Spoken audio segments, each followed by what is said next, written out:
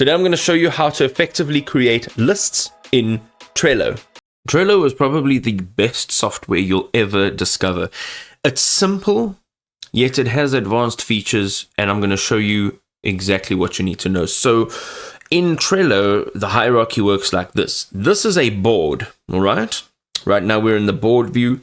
This board is made up of lists, which you see here, and each list has cards inside of them, and each card could represent a type of job that needs to be done, a process, or a ticket, an issue, whatever it is that you do.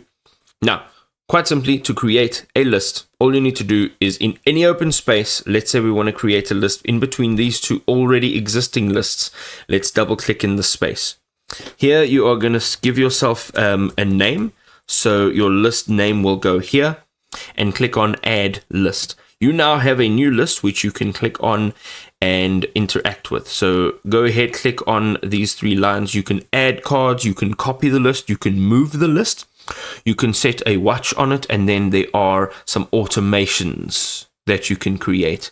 Quite simply, you can also click down here and drag them about. Okay. Now, if you go all the way to the end over here, you can click on this add another list. It'll do exactly the same thing, and it'll allow you to create a new list.